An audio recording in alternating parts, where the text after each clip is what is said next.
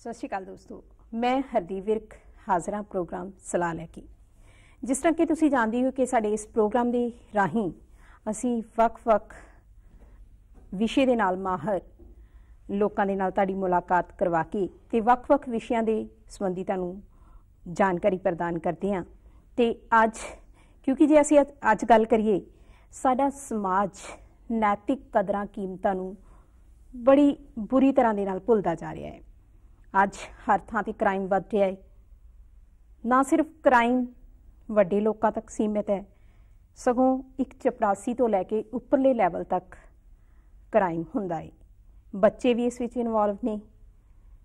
घर दी लक्ष्मी कही जाने वाली औरत भी अज इस अपराध वल वध चुकी है। सो साडे समाज दे लई ये बहुत ही ज़्यादा चिंता का विषय है। इसलिए जरूरत है सानू इस दे प्रति जागरूक होने की कि किस तरीके दे नाल असी इस क्राइम तो पिछे हट के समाज नूं एक बहुत ही वधिया सेहतमंद सेहत प्रदान कर सकते हैं। सो इस विषय ते अज मेरे नाल गलबात करन लई मेरे नाल हाज़र हन सरदार पवित्र सिंह जी मत्तेवाल, कानूनी सलाहकार, निजी कानूनी सलाहकार, मुख्यमंत्री पंजाब सरदार प्रकाश सिंह जी बादल, एडिशनल एडवोकेट जनरल पंजाब। असी अज इन्हां नाल गलबात करांगे इसे विषय दे नाल ते जानांगे इन्हां तो कि इस क्राइम सारी क्राइम नूं असी किस तरीके दे नाल दूर कर सकते हैं। पवित्र जी तुहाडा बहुत बहुत धन्नवाद कि तुसीं अपने कीमती समय दे विचों समा कढ के दूरदर्शन दे विहड़े दे विच आए हो ते असी गल करनी है तुहाडे नाल अज क्राइम दे बारे।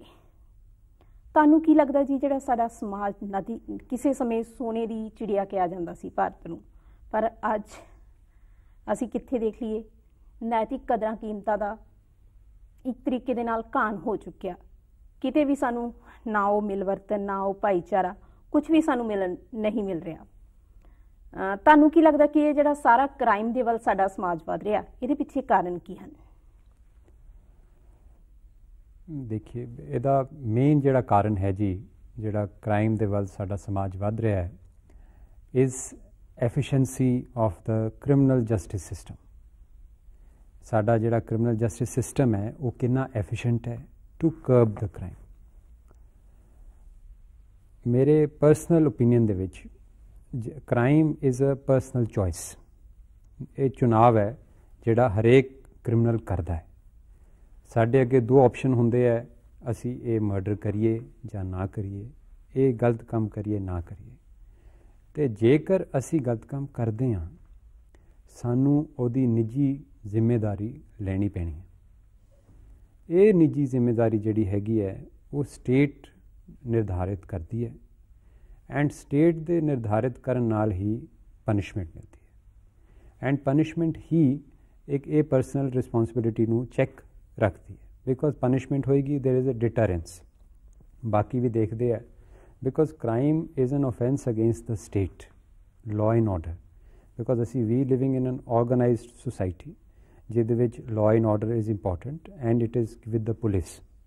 एंड जद असी कोई अपनी चॉइस नाल गलत काम कर रहे हैं, efficiency of the criminal justice system is कि इमीजिएटली सानू एक स्विफ्ट पनिशमेंट मिलनी चाहिए है, सानू कॉमेंसरेटेड पनिशमेंट मिलनी चाहिए है एंड प्रोपोर्शनेट पनिशमेंट मिलनी चाहिए है इमीजिएटली, ताकि सानू ते बाकियां नू एक तरह का एक लैसन भी होए कि ये गलत काम करांगे तो साडी अपनी जिम्मेदारी है। Every adult in society has a responsibility कि असी सही तरीके नाल अपना जीवन व्यतीत करिए ताकि दूजे नू कोई नुकसान ना करिए। This is the main genesis and reason why our system जिहड़ा तुसीं कह रहे हैं कि that the criminal justice system जिहड़ा है उन्होंने इंप्रूव करने की लोड़ हैगी है। All over India it is required. तुसीं गल कीती पवित्र जी, जिस तरह कि एक आदमी ने क्राइम कर दिता, उसनूं पता है कि उसने क्राइम किया तो साडे ला के मुताबिक वो पनिशमेंट भी होनी बनती है। पर असी ज़्यादातर देखते हैं, ज़्यादातर केसां दे विच इह हुंदा है कि आदमी ने क्राइम तो कर दिता पर उन्होंने सज़ा नहीं मिलती, क्योंकि ਉਹਦਾ ਜਿਹੜਾ ਪੱਖ ਹੁੰਦਾ ਹੈਗਾ ਕਿਸੇ ਨਾ ਕਿਸੇ ਤਰੀਕੇ ਦੇ ਨਾਲ ਝੂਠੀਆਂ ਗਵਾਹੀਆਂ ਜਾਂ ਕੁਝ ਇਹੋ ਜਿਹੇ ਕੇਸਿਸ ਵਿੱਚ ਕੀ ਕੀਤਾ ਜਾ ਸਕਦਾ? ਇਹ ਬਹੁਤ ਹੀ ਅਹਿਮ ਸਵਾਲ ਹੈ ਕਿ ਕਨਵਿਕਸ਼ਨ ਰੇਟ ਦੇ ਉੱਤੇ ਹੈ ਕਿ ਵਾਟ ਇਜ਼ ਕਿੰਨੇ ਲੋਕਾਂ ਨੂੰ ਸਜ਼ਾ ਹੋਗੀ। ਜੇ ਸਪੋਜ਼ 100 ਬੰਦੇ ਹੈਗੇ ਆ ਜਿਨ੍ਹਾਂ ਦੇ ਅਗੇਂਸਟ FIR ਰਜਿਸਟਰ ਹੁੰਦੀ ਹੈ ਉਹਨਾਂ ਦੇ ਵਿੱਚੋਂ ਕਿੰਨੇ ਹੈਗੇ ਜਿਨ੍ਹਾਂ ਨੂੰ ਐਕਚੁਅਲੀ ਕੋਰਟ ਦੇ ਵਿੱਚ ਗਵਾਹੀਆਂ ਦੇ ਬਾਅਦ ਸਜ਼ਾ ਹੋ ਰਹੀ ਹੈ। Just for statistical reason 31% is the conviction rate of India. ਪੂਰੇ ਇੰਡੀਆ ਦੇ ਵਿੱਚ ਜਿੰਨੇ ਵੀ IPC ਦੇ ਆਫੈਂਸ ਹੈ, ਐਜ਼ ਇਨ 2011 ਉਹਨੇ ਇੱਕ ਸਟੈਟਿਸਟੀਕਲ ਏਜੰਸੀ ਹੈ, ਉਹਨਾਂ ਨੇ ਸਾਨੂੰ ਦੱਸਿਆ ਹੈ ਕਿ 31% ਬੰਦੇ ਨੂੰ ਹੀ ਸਜ਼ਾ ਹੋਊਗੀ out of 100। This is a very low figure.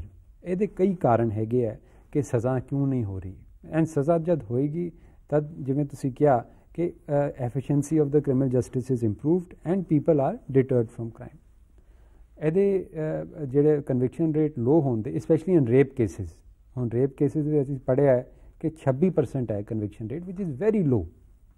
And ਇਹਨੂੰ ਵਧਾਉਣ ਵਾਸਤੇ ਵੀ ਨੀਡ ਕੁਆਲਿਟੀ ਪੁਲਿਸਿੰਗ।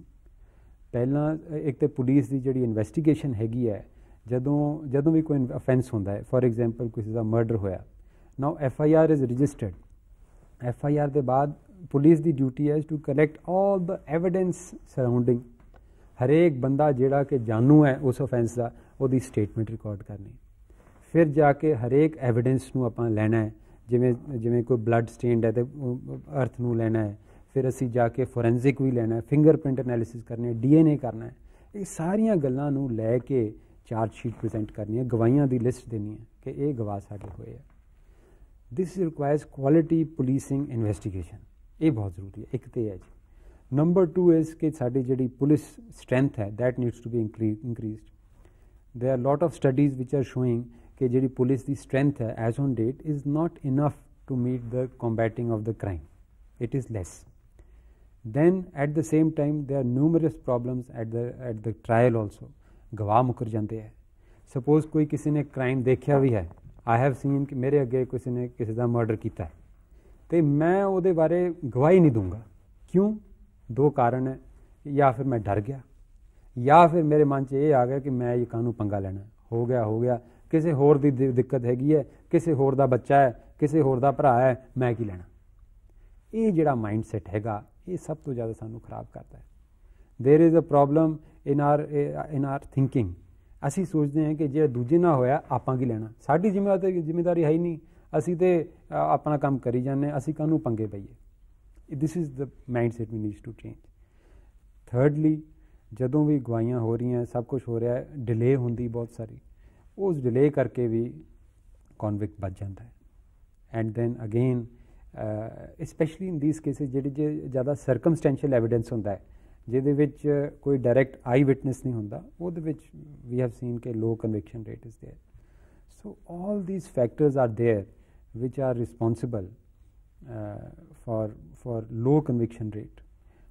ਇੱਕ ਹੋਰ ਜਿਹੜਾ ਫੈਕਟਰ ਹੈਗਾ, ਹੁਣ ਲਾਅ ਕਮਿਸ਼ਨ ਦੀ ਰਿਪੋਰਟ ਆਈ ਹੈ, ਉਹ ਕਹਿੰਦੀ ਹੈ ਕਿ ਜਿਹੜੇ ਸਾਡੇ ਜੱਜਿਸ ਹੈਗੇ ਹੈ ਐਜ਼ ਔਨ ਡੇਟ 1/5 ਹੈ ਜਿਹੜੀ ਰਿਕੁਆਇਰਡ ਸਟਰੈਂਥ ਹੈ। ਸੋ ਦੈਟ ਮੀਨਸ ਜੇ ਸਾਡੇ ਕੋਲ 100 ਜੱਜ ਹੈ ਇੰਡੀਆ ਦੇ ਵਿੱਚ, ਸਾਨੂੰ 500 ਚਾਹੀਦੇ।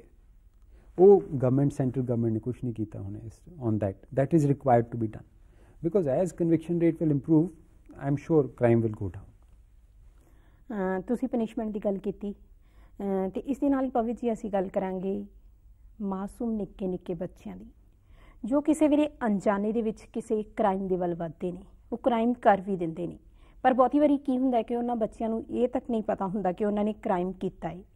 ਐਸੇ ਮਾਹੌਲ ਦੇ ਵਿੱਚ ਉਹਨਾਂ ਬੱਚਿਆਂ ਨੂੰ ਉਸ ਕ੍ਰਾਈਮ ਦੇ ਵੱਲੇ ਸਾਡੇ ਲਾਅ ਦੇ ਵਿੱਚ ਕਿਸ ਤਰ੍ਹਾਂ ਦੀ ਜਿਹੜੀ ਪਨਿਸ਼ਮੈਂਟ ਦਿੱਤੀ ਜਾਂਦੀ ਹੈ, ਔਰ ਅੱਗੇ ਜਾ ਕੇ ਉਹ ਹੋਰ ਜ਼ਿਆਦਾ ਕ੍ਰਾਈਮ ਵੱਲ ਨਾ ਵਧੇ, ਇਸ ਲਈ ਕਾਨੂੰਨ ਵੱਲੋਂ ਕੀ ਕੀਤਾ ਜਾ ਰਿਹਾ? ਕ੍ਰਾਈਮ ਨੂੰ ਕਰਬ ਕਰਨਾ is a two fold strategy. One is punishment and the other is reformation. ਜਿਹੜੇ ਮਾਈਨਰ ਹੈਗੇ ਹੈ they come in the reformatory category, because after all ਜਿਹੜਾ ਮਾਈਨਰ ਹੈ under the majority act of India, ਜਿਹੜਾ ਆਦਮੀ 18 ਸਾਲ ਤੋਂ ਘੱਟ ਹੈ ਜਿਹਦੀ ਉਮਰ, ਜੇ ਅਗਰ ਉਹ ਅਫੈਂਸ ਕਰਦਾ ਹੈ ਤਾਂ ਹੀ is to be tried under the juvenile justice act. Juvenile justice act means ਕਿ ਇਹਨੂੰ ਆਮ ਕ੍ਰਿਮੀਨਲ ਜਿਹੜਾ ਅਡਲਟ ਕ੍ਰਿਮੀਨਲ ਹੈ ਉਹਦੇ ਨਾਲ ਨਹੀਂ ਆਪਾਂ ਰੱਖਣਾ। ਇਹਦੀ ਮੈਕਸਿਮਮ ਜਿਹੜੀ ਸਜ਼ਾ ਹੈਗੀ ਹੈ that has to be 4 years or 3 years, 3 or 4 years, I'm not particularly sure, but ਇਹਦੀ ਮੈਕਸਿਮਮ ਸਜ਼ਾ ਹੈ, ਚਾਹੇ ਉਹ ਮਰਡਰ ਕਰੇ, ਲਾਈਫ ਇੰਪ੍ਰਿਜ਼ਨਮੈਂਟ ਵਾਲਾ ਆਫੈਂਸ ਕਰੇ, ਫਿਰ ਵੀ ਉਹਨੂੰ 3 ਜਾਂ 4 ਸਾਲ ਦੀ ਸਜ਼ਾ ਮੈਕਸਿਮਮ ਹੈ। This is one. Why? Because we don't want ਕਿ ਜੋ ਮਾਸੂਮ ਮਾਈਨਰ ਹੈ, ਜੇ ਬਾਈ ਚਾਂਸ ਕਿਸੇ ਨੇ ਗਲਤ ਇਨਫਲੂਐਂਸ 'ਚ ਆ ਕੇ या फिर कोई गलती करके गलत पासे पै गया है, we want that he should come back into society and become a meaningful member. That is one reason that under the juvenile justice act ਅਸੀਂ ਕਦੀ ਉਹਨੂੰ ਜੇਲ੍ਹ ਨਹੀਂ ਭੇਜਦੇ, ਅਸੀਂ ਉਹਨੂੰ ਜੁਵਨਾਈਲ ਹੋਮ ਭੇਜਦੇ। ਜਿਵੇਂ ਕੋਈ ਬੱਚਾ ਆਫੈਂਸ ਕਰਦਾ ਹੈ ਉਹਨੂੰ ਜੁਵਨਾਈਲ ਹੋਮ, ਤਾਂ ਕਿ ਉਹ ਅਲੱਗ ਰਹੇ, ਬਿਕੋਜ਼ ਜਿਹੜੇ ਕ੍ਰਿਮੀਨਲ ਨਾਲ ਰਹਿ ਕੇ ਕ੍ਰਿਮੀਨਲ ਬਣੇਗਾ in the jail. So that is why to prevent that is why juvenile justice home counselling, ਤਾਂ ਕਿ ਬੱਚੇ ਨੂੰ ਇੱਕ ਓਪਰਚੁਨਿਟੀ ਮਿਲੇ ਆਪਣੇ ਉਹ ਕ੍ਰਾਈਮ ਨੂੰ ਛੱਡਣ ਦੀ ਅਤੇ ਅੱਗੇ ਅੱਛਾ ਇੱਕ ਨਾਗਰਿਕ ਬਣਨ ਦੀ। ਪਵਿਤ ਜੀ, ਅਸੀਂ ਗੱਲ ਕੀਤੀ, ਇਹ ਤਾਂ ਇੱਕ ਬੱਚਿਆਂ ਦੇ ਨਾਲ ਰਿਲੇਟਿਡ ਗੱਲ ਸੀ, ਪਰ ਹੁਣੇ ਜੇ ਤਾਜ਼ਾ ਇੱਕ ਮਿਸਾਲ ਦੀ ਆਪਾਂ ਗੱਲ ਕਰੀਏ ਕਿ ਸ਼ਰੂਤੀ ਅਗਵਾ ਕਾਂਡ ਹੋਇਆ, ਪਰ ਇਹਦੇ ਵਿੱਚ ਵੀ ਜ਼ਿਆਦਾਤਰ ਜਿਹੜੇ ਕਾਨੂੰਨੀ ਸਲਾਹਕਾਰ ਨੇ ਇਸ ਗੱਲ ਨੂੰ ਸਾਬਿਤ ਕਰਨ 'ਤੇ ਲੱਗੇ ਹੋਏ ਨੇ ਕਿ ਸ਼ਰੂਤੀ ਆਪ ਉਹਨਾਂ ਦੇ ਨਾਲ ਫਰਾਰ ਹੋਈ, ਕਿ ਉਹ ਇਸ ਕਰਕੇ ਜਿਹੜਾ ਕ੍ਰਾਈਮ ਨਹੀਂ ਬਣਦਾ। ਪਰ ਦੂਜੇ ਪਾਸੇ ਜੇ ਅਸੀਂ ਗੱਲ ਕਰੀਏ ਕਿ ਬੱਚੀ ਦੀ ਉਮਰ 15 ਸਾਲ ਤੋਂ ਘੱਟ ਹੈ ਅਤੇ ਉਹ ਪ੍ਰੈਗਨੈਂਸੀ ਵੀ ਉਸ ਨੂੰ ਕਨਸੀਵ ਹੋਈ ਹੈ, ਤੇ ਆਫਟਰ ਦੈਟ ਕੀ ਇਹ ਰੇਪ ਦਾ ਕੇਸ ਨਹੀਂ ਬਣਦਾ? ਬਿਕੋਜ਼ ਆਫ ਉਹ ਬੱਚਾ ਤਾਂ ਅਣਜਾਣ ਹੈ, ਆਪਣੀ ਏਜ ਦੇ ਅਕੋਰਡਿੰਗਲੀ ਉਸ ਦੇ ਨਾਲ ਐਡਾ ਵੱਡਾ ਕਾਂਡ ਹੋ ਜਾਂਦਾ। ਕੀ ਕਹਿਣਾ ਚਾਹੋਗੇ ਤੁਸੀਂ? ਸ਼ਰੂਤੀ ਅਗਵਾ ਕਾਂਡ ਜਿਹੜਾ ਹੈਗਾ, ਹੁਣ ਉਹਦੇ ਵਿੱਚ ਮੇਨ ਅਕਿਊਜ਼ਡ ਇਜ਼ ਨਿਸ਼ਾਨ। ਉਹਨਾਂ ਆਪਾਂ ਜਿਹੜੀ ਰਿਪੋਰਟਸ ਪੜ੍ਹੀਆਂ, ਪ੍ਰੈਸ ਰਿਪੋਰਟਸ, ਐਂਡ ਆਲਸੋ ਹੁਣੇ ਇਹਨਾਂ ਨੇ ਪਟੀਸ਼ਨ ਵੀ ਫਾਈਲ ਕੀਤੀ ਇਨ ਦ ਹਾਈ ਕੋਰਟ कि a case should be transferred to some other agency. Of course, my position is the investigation is excellent in the case. Girl has been recovered. Goa to Punjab police the team ਨੇ recover ਕੀਤੀ ਹੈ ਲੜਕੀ from Baga Beach, and a huge team was constituted, special investigative team, ਜਿਹਨੇ solve ਕੀਤਾ ਹੈ madam. ਹੁਣ case now it is on, ਹੁਣ ਚਲਾਨ ਪੇਸ਼ ਹੋਏਗਾ ਕੋਰਟ ਦੇ ਵਿੱਚ। ਨਾਓ ਦ ਕੁਐਸਚਨ ਜਿਹੜਾ ਤੁਸੀਂ ਰੇਜ਼ ਕੀਤਾ ਹੈ ਕਿ ਕਈ ਕਾਨੂੰਨੀ ਸਲਾਹਕਾਰ ਨੇ ਇਹ ਵੀ ਕਿਹਾ ਹੈ ਕਿ offence is not made out. I say that is, in my opinion, a wrong advice. Reason is, ਜਿਹੜਾ Shruti is 15 years of age as on date. 15 ਸਾਲ ਦੀ ਕੁੜੀ ਨਾਲ ਜੇ ਅਸੀਂ consensual sex ਵੀ ਹੋਏ, it is rape.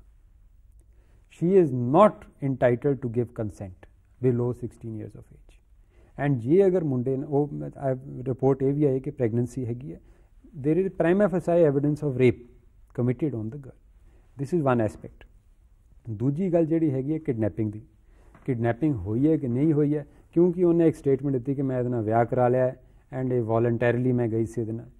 This is also a matter ਜਿਹੜਾ supreme court ਨੇ settle ਕੀਤਾ ਹੋਇਆ ਹੈ ਕਿ ਬੱਚਾ ਜਦੋਂ ਵੋਲੰਟੈਰੀਲੀ ਜਾ ਰਿਹਾ ਹੈ, 18 ਸਾਲ ਤੋਂ ਬਿਲੋ ਹੈ, ਐਂਡ ਉਹ ਕਿਸੇ ਨਾਲ ਜਾ ਰਿਹਾ ਹੈ out of his guardians company, it is an offence. Why? Because ਕੋਈ ਨਾ ਕੋਈ ਪ੍ਰੈਸ਼ਰ ਹੈ, ਕੋਈ ਨਾ ਕੋਈ ਅਲਿਓਰਮੈਂਟ ਹੈ, ਕੋਈ ਨਾ ਕੋਈ ਅਸੀਂ ਮਾਈਨਰ ਨੂੰ ਕਿਹਾ ਹੈ ਕਿ ਇਹਨੂੰ ਆਪਣੇ ਪੇਰੈਂਟਸ ਦੀ ਕੰਪਨੀ ਛੱਡੋ ਅਤੇ ਸਾਡੇ ਨਾਲ ਆਓ। ਇਹ ਦਿਸ is the offence in itself. And ਅਸੀਂ ਵੀ ਹੈਵ ਨੋ, ਜਿਹੜਾ ਅਕਿਊਜ਼ਡ ਹੈ, I am not talking about this case, but ਅਗਰ ਅਸੀਂ ਹਾਈਪੋਥੈਟਿਕਲੀ ਦੇਖੀਏ, ਇੱਕ ਆਦਮੀ ਜਿਹੜਾ 21 ਸਾਲ ਜਾਂ 22 ਸਾਲ ਦਾ ਹੈ, ਉਹ 16 ਸਾਲ ਦੀ 15 ਸਾਲ ਦੀ ਕੁੜੀ ਨੂੰ ਅਗਰ ਅਲਿਓਰਮੈਂਟ ਦੇ ਜਾਂ ਪ੍ਰੋਮਿਸ ਕਰੇ ਕਿ ਪਰਸੂਏਡ ਕਰੇ ਕਿ ਤੁਸੀਂ ਆਪਣੇ ਪੇਰੈਂਟਸ ਨੂੰ ਛੱਡੋ ਅਤੇ ਮੇਰੇ ਨਾਲ ਆਓ, ਹੀ is committing the offence of kidnapping ਦੇਰ ਐਂਡ ਦੇਰ, ਅਗਰ ਉਹ ਲੈ ਕੇ ਜਾਂਦਾ ਹੈ। ਐਂਡ ਜਿਹੜੀ ਕੁੜੀ ਹੈ, ਬੱਚਾ ਜਿਹੜਾ ਹੈਗਾ, ਅੱਜ ਤੇ ਜੀ ਮੇਨਲੀ ਜਿਹੜਾ ਕਾਰਨ ਹੈ ਔਰ ਸੱਚ ਲਾਈਕ offences ਜਿਹੜੇ ਅੱਜ ਕੱਲ੍ਹ ਵੱਧ ਗਏ ਹੈ ਕਿ ਹਰੇਕ ਆਫਟਰ ਐਵਰੀ 1 month ਵੀ ਹੈਵ ਅ ਸਟੋਰੀ ਕਿ ਜੀ ਸ਼ਰੂਤੀ ਹੈਜ਼ ਗੋਨ, ਕੋਈ ਹੋਰ ਮਾਈਨਰ ਕਿਸੇ ਹੋਰ ਨਾਲ ਚਲੇਗੀ। This is happening because of a communication. हर एक बच्चे को मोबाइल फ़ोन है, हर एक बच्चा is able to communicate with the other. Internet, BBM, Facebook, Twitter ये काम करते हैं, and that is why the access ਜਿਹੜਾ ਕ੍ਰਿਮੀਨਲ ਮਾਈਂਡ ਹੈ ਉਹ ਮਾਈਨਰ ਨੂੰ ਟਾਰਗੇਟ ਕਰਦਾ ਹੈ। ਕਿਉਂ? ਕਿਉਂਕਿ ਬੱਚੇ ਨੂੰ ਟਾਰਗੇਟ ਕਰਨਾ ਸੌਖਾ ਹੈ, ਬੱਚੇ ਨੂੰ ਮੈਨੂਪੂਲੇਟ ਕਰਨਾ ਸੌਖਾ ਹੈ, ਬੱਚੇ ਨੂੰ ਤੁਸੀਂ ਗੁੰਮਰਾਹ ਕਰ ਸਕਦੇ ਹੋ ਐਂਡ ਆਪਣੇ ਹਿਸਾਬ ਨਾਲ ਉਹਨੂੰ ਮਨਾ ਸਕਦੇ ਹੋ ਕਿ ਜੀ ਚਲੋ ਤੁਹਾਨੂੰ ਮੈਂ ਮਨਾ ਲਿਆ, ਅਸੀਂ ਇਕੱਠੇ ਚੱਲਦੇ ਹਾਂ।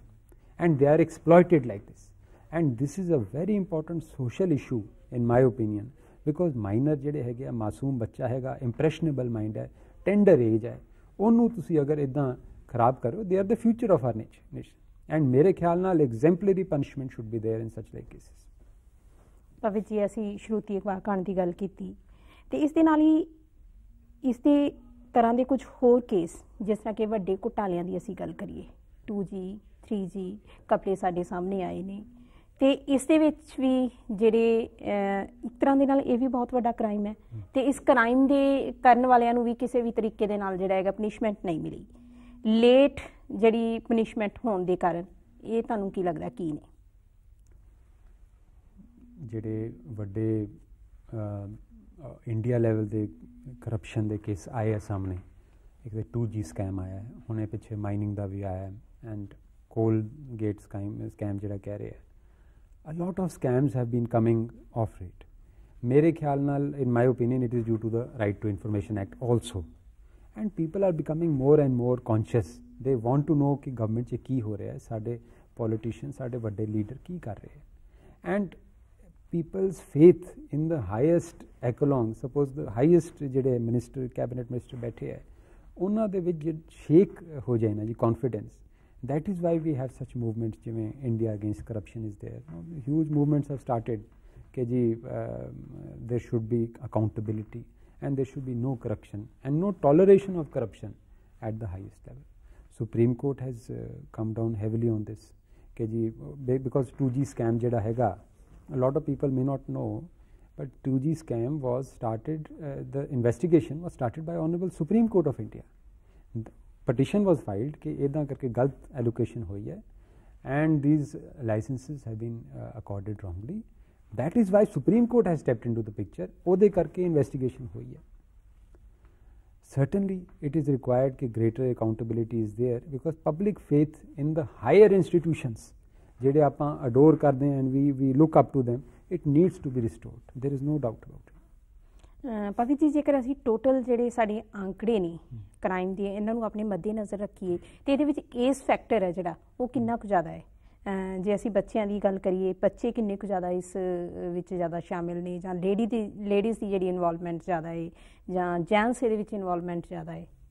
ਕਿਹੜੇ ਪਾਸੇ ਤੋਂ ਮਤਲਬ ਜ਼ਿਆਦਾ ਜਿਹੜੇ ਏਜ ਫੈਕਟਰ ਕੀ ਕੰਮ ਕਰ ਰਿਹਾ ਇਹਦੇ ਵਿੱਚ, ਕ੍ਰਾਈਮ ਦੇ ਵਿੱਚ ਜ਼ਿਆਦਾ ਬਹੁਤਾਤ ਕਿੰਨਾ ਦੀ ਹੈ? बेसिकली जी आई मीन ਜਿਹੜਾ ਤੁਹਾਡਾ ਸਵਾਲ ਹੈ is I think ਕਿ what is the ਜਿਹੜੇ percentage ਕੀ ਹੈ of women, ਜਿਵੇਂ women's ਦੇ ਵਿੱਚ ਕਿੰਨੀ ਕੁ ਜ਼ਿਆਦਾ ਜਿਹੜੀ ਹੈਗੀ ਬਹੁਤਾਤ ਹੋ ਰਹੀ ਹੈ? ਕਿਉਂਕਿ ਹੁਣ ਆਪਾਂ ਪਿੱਛੇ ਜੇ ਦੇਖੀਏ ਕਿ ਚੰਡੀਗੜ੍ਹ ਦੇ ਵਿੱਚ ਹੀ ਜੇਕਰ ਅਸੀਂ ਗੱਲ ਕਰੀਏ ਕੁਝ ਕੇਸਾਂ ਦੀ, ਤਾਂ ਲੇਡੀਜ਼ ਦੀ ਜਿਹੜੀ ਕਿਸੇ ਸਮੇਂ ਲੇਡੀਜ਼ ਘਰ ਦੀ ਲక్ష్ਮੀ ਕਹੀ ਜਾਂਦੀ ਸੀ, ਪਰ ਅੱਜ ਦੀ ਡੇਟ ਵਿੱਚ ਕ੍ਰਾਈਮਸ ਦੇ ਵਿੱਚ ਲੇਡੀਜ਼ ਦੀ ਵੀ ਇਨਵੋਲਵਮੈਂਟ ਜੈਂਟਸ ਦੇ ਨਾਲੋਂ ਕਿਤੇ ਜ਼ਿਆਦਾ ਵੱਧ ਹੈ। ਬੱਚਿਆਂ ਦੀ ਗੱਲ ਕਰੀਏ, ਹਾਂ ਕੁਝ ਦਿਨ ਪਹਿਲਾਂ ਹੁਣ ਜਿਹੜੇ ਗਰੀਬ ਝੁੱਗੀ ਝੋਪੜੀਆਂ ਵਾਲੇ ਬੱਚੇ ਨੇ, ਉਹ ਵੈਲ ਡਰੈਸ ਅਪ ਹੋ ਕੇ ਕਿਸੇ ਮੈਰਿਜ ਪਾਰਟੀ ਦੇ ਵਿੱਚ ਸ਼ਾਮਿਲ ਹੋ ਜਾਂਦੇ ਨੇ ਤੇ ਉੱਥੇ ਜਾ ਕੇ ਲੱਖਾਂ ਰੁਪਏ ਦੇ ਗਹਿਣੇ ਔਰ ਕੈਸ਼ ਜਿਹੜਾ ਨੇ ਚੋਰੀ ਹੋ ਜਾਂਦਾ ਹੈਗਾ। ਮਤਲਬ ਬੱਚਿਆਂ ਦੀ ਵੀ ਇਨਵੋਲਵਮੈਂਟ ਹੈ ਜ਼ਿਆਦਾ। ਮਤਲਬ ਬਹੁਤਾਤ ਕਿੱਧਰ, ਕਿਹੜੀ ਸਾਈਡ ਜ਼ਿਆਦਾ ਹੈ?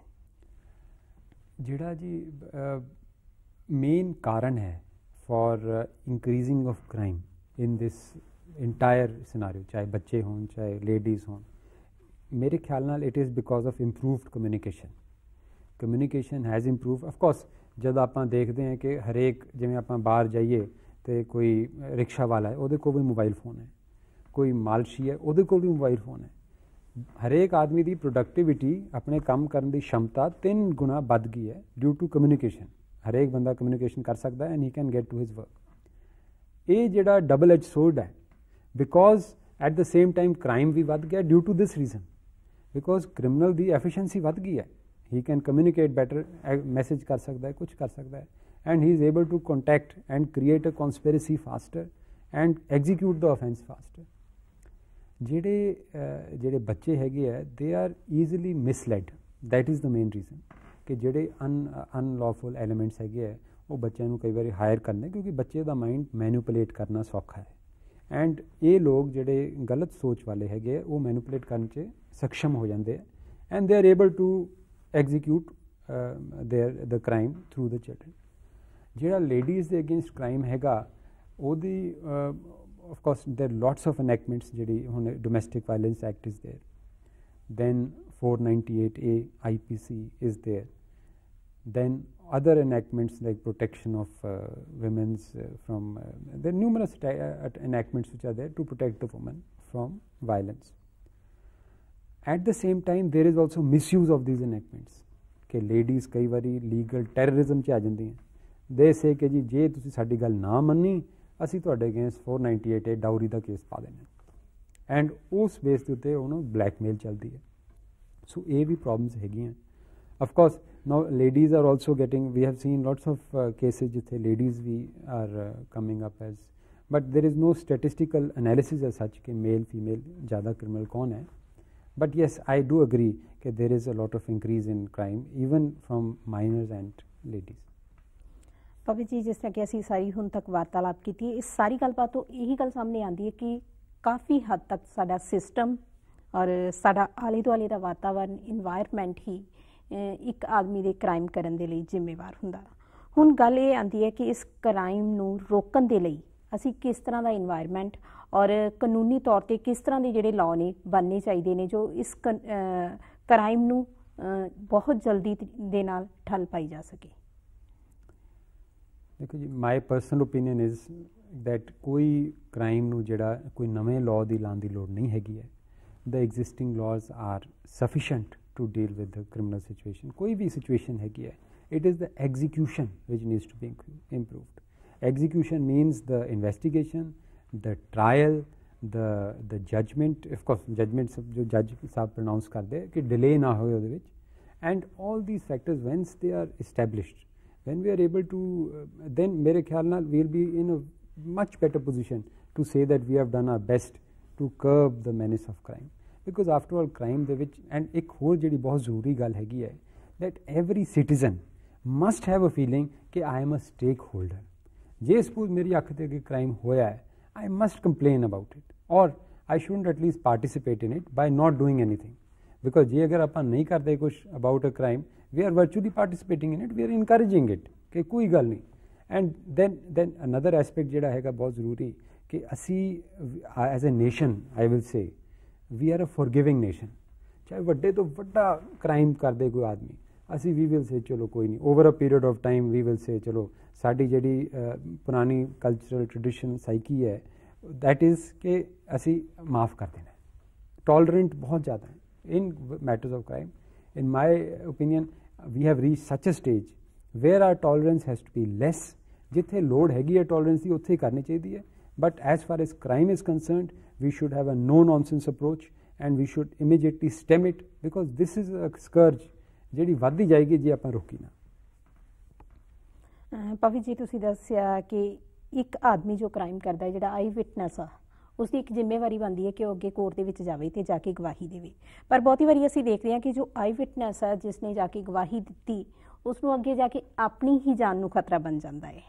ਸੋ ਉਹਦੀ ਉਸ ਪਰਸਨ ਦੇ ਲਈ ਪ੍ਰੋਟੈਕਸ਼ਨ ਦੇ ਲਈ ਕੀ ਕੁਝ ਕੀਤਾ ਜਾ ਸਕਦਾ? Very valid point. Witness protection programme.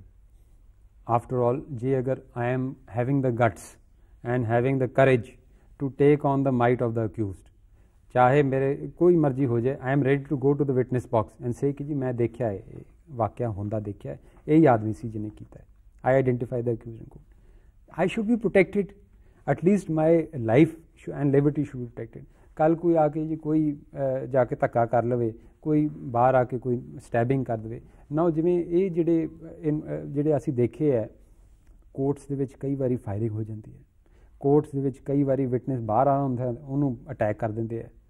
And this sort of incidents ਜਿਹੜਾ ਇਹ ਪਰਟੀਕੂਲਰ ਹੈ ਨਾ ਜੀ, ਦੈਟ ਕੋਰਟ ਦੇ ਵਿੱਚ ਜਿਹੜਾ ਬੰਦਾ ਗਵਾਹੀ ਦੇ ਕੇ ਆ ਰਿਹਾ ਹੈ, ਉਹਨੂੰ ਪ੍ਰੋਟੈਕਸ਼ਨ ਜੇ ਨਾ ਮਿਲੇ, ਕੌਣ ਜਾਏਗਾ ਵਿਟਨੈਸ ਬਣਨ ਵਾਸਤੇ? So witness protection program is very important. There are many law commission ਨੇ ਰეკਮੈਂਡ ਵੀ ਕੀਤਾ ਹੈ, but it is of course the responsibility of the investigative agency and the police agency also to give adequate protection. Of course ਜਿਹੜਾ witness ਹੈ, he also should be aware that he has a right to go to the high court or apply to the police that sir मैं इस case च witness हैगा, मैनू protection दी लोड़ हैगी है, please provide me the protection. No, people are not aware also at times that they have this remedy, but and he can go up to the high court and supreme court also and say कि जी मैनू witness protection should be given. ਪਵਿਤ ਜੀ, ਤੁਸੀਂ ਬਹੁਤ ਹੀ ਵੱਡਮੁੱਲੀ ਜਾਣਕਾਰੀ ਸਾਡੇ ਦਰਸ਼ਕਾਂ ਦੇ ਨਾਲ ਸਾਂਝੀ ਕੀਤੀ ਤੇ ਇਸ ਦੇ ਲਈ ਤੁਹਾਡਾ ਬਹੁਤ-ਬਹੁਤ ਧੰਨਵਾਦ. ਤੇ ਇਸ ਦੇ ਨਾਲ ਹੀ ਪਿਆਰੇ ਦਰਸ਼ਕੋ, ਸੁਰਜੀਤ ਪਾਤਰ ਜੀ ਦੀਆਂ ਲਿਖੀਆਂ ਹੋਈਆਂ 2 ਸਤਰਾਂ ਦੇ ਨਾਲ ਮੈਂ ਇਸ ਪ੍ਰੋਗਰਾਮ ਦੀ ਸਮਾਪਤੀ ਕਰਨਾ ਚਾਹਾਂਗੀ, ਕਿਉਂਕਿ ਕਿਤੇ ਨਾ ਕਿਤੇ ਸਾਡਾ ਜਿਹੜਾ ਸਿਸਟਮ ਹੈ ਉਹ ਇਸ ਚੀਜ਼ ਦੇ ਲਈ ਕਾਫੀ ਹੱਦ ਤੱਕ ਜ਼ਿੰਮੇਵਾਰ ਹੈ. ਸਿਸਟਮ ਨੂੰ ਚੇਂਜ ਕਰਨ ਤੋਂ ਪਹਿਲਾਂ ਜ਼ਰੂਰਤ ਹੈ ਸਾਨੂੰ ਆਪਣੇ ਆਪ ਨੂੰ ਚੇਂਜ ਕਰਨ ਦੀ. ਜੇਕਰ ਅਸੀਂ ਕਿਤੇ ਕੋਈ ਕ੍ਰਾਈਮ ਹੁੰਦਾ ਦਿੰਦੇ ਹਾਂ ਤਾਂ ਇਹ ਸਾਡੀ ਇੱਕ ਨੈਤਿਕ ਜ਼ਿੰਮੇਵਾਰੀ ਬਣਦੀ ਹੈ ਕਿ ਅਸੀਂ ਕੋਰਟ ਦੇ ਵਿੱਚ ਜਾਈਏ ਤੇ ਉਸ ਕ੍ਰਾਈਮ ਦੇ ਖਿਲਾਫ ਜਿਹੜੀ ਗਵਾਹੀ ਦੇਈਏ. ਸੁਰਜੀਤ ਪਾਤਰ ਜੀ ਨੇ ਬਹੁਤ ਹੀ ਵਧੀਆ ਲਾਈਨਾਂ ਲਿਖੀਆਂ ਨੇ। ਇਸ ਅਦਾਲਤ ਵਿੱਚ ਖੜੇ ਬੰਦੇ ਬਿਰਖ ਹੋ ਗਏ, ਆਖੋ ਇਹਨਾਂ ਨੂੰ ਹੁਣ ਘਰੇ ਪਰਤ ਜਾਣ, ਇਹ ਕਦੋਂ ਤੱਕ ਹੁਣ ਇੱਥੇ ਖੜੇ ਰਹਿਣਗੇ। ਕਿਤੇ ਵੀ ਕੋਰਟ ਦੇ ਵਿੱਚ ਖੜੇ ਰਹਿ ਕੇ ਸਾਨੂੰ ਇਨਸਾਫ ਨਹੀਂ ਮਿਲਣਾ। ਇਨਸਾਫ ਤਾਂ ਮਿਲੇਗਾ ਜੇਕਰ ਉਸ ਕ੍ਰਾਈਮ ਨੂੰ ਰੋਕਣ ਦੇ ਲਈ ਅਸੀਂ ਆਪ ਅੱਗੇ ਆਵਾਂਗੇ, ਆਪਣੀ ਨੈਤਿਕ ਜ਼ਿੰਮੇਵਾਰੀ ਨੂੰ ਸਮਝਾਂਗੇ। ਤੇ ਇਸ ਦੇ ਨਾਲ ਹੀ ਮੈਨੂੰ ਜਾਨੀ ਹਰਦੀਪ ਵਿਰਕ ਨੂੰ ਦਿਓ ਇਜਾਜ਼ਤ। ਅਗਲੇ ਹਫਤੇ ਇਸੇ ਸਮੇਂ ਇਸੇ ਚੈਨਲ ਤੇ ਅਸੀਂ ਪ੍ਰੋਗਰਾਮ ਦੇ ਵਿੱਚ ਦੇਵਾਂਗੇ ਦਸਤਕ। ਧੰਨਵਾਦ। ਰੱਬ ਰਾਖਾ। ਸ਼ਬਾ ਖੈਰ।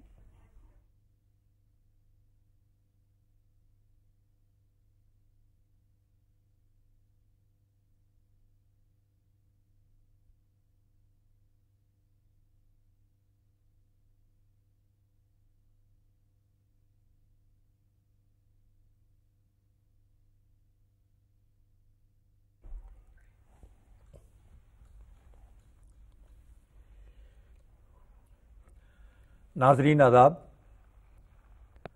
ख्वाजा अल्ताफ़ हुसैन हाल ही एक